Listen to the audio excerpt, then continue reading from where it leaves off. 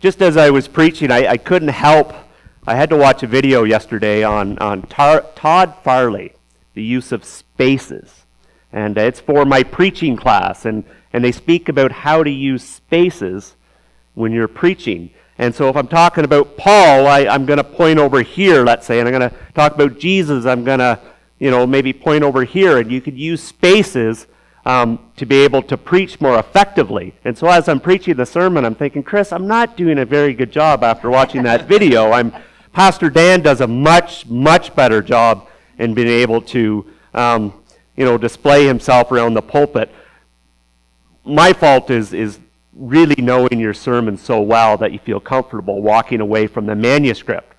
That takes a lot more effort, and I could be disobedient even in my effort to know the sermon well. My kids say I do this a lot of the times, and I've noticed when I was on the pulpit, I do this a lot of the time. So there are little techniques that I have to maybe come to church here this week and actually just practice it and maybe have someone come and critique me a little bit and learn. But that's all part of growing. That's why I'm taking these courses, to be able to just be a better presence, a better speaker.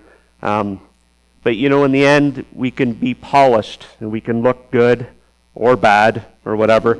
I would have put a brown belt on my pants, and Heather's like, don't ever do that. I did Wayne's funeral and I had the wrong tie on, and Heather she just cringed in horror. It was terrible.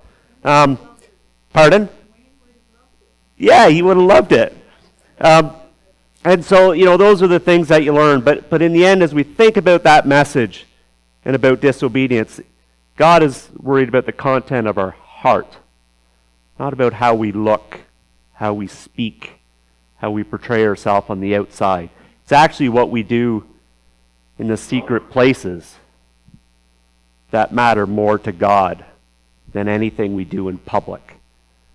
And I'm reminded of that every day, and I know I fail, but I pick myself up and start the next day fresh.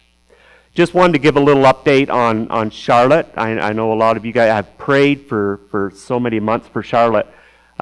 We had a call from the doctor last week, and they're going to enroll her in a study for this drug called Nucala. Nucala is a game changer. We know it works for people with this disease. However, it's not approved for kids under 18, hence the study to be able to get it approved. But being enrolled in the study, you get benefits of being able to go anywhere they send you. So that may be Rochester, Cincinnati, North Carolina. We're not quite sure. He said, choose the place. And I said, Rochester. Why would I do that? So anyway, so she, hopefully, if all works out, she'll be able to go for a couple days a month for 5 months, and then be able to take the drug from home. It's the drug that we're really praying that the Lord will provide for us, because we know that it works. Steroids is a short-term thing. It's great, but it's time for her to get off it. Also, she's not here today, so it's her 16th birthday tomorrow, and so we're having a gathering at the church at 4 for that. So don't tell Charlotte it should be good, should be safe. Anyway, thank you for leading worship. Thank you for your presence. Thank you, Dorothy, for your talent in music, a talent that I don't have. So blessings on you, and may the Lord bless you. May the Lord keep you. May the Lord make his face to shine upon you. May the Lord turn his face toward you and give you his peace. Amen.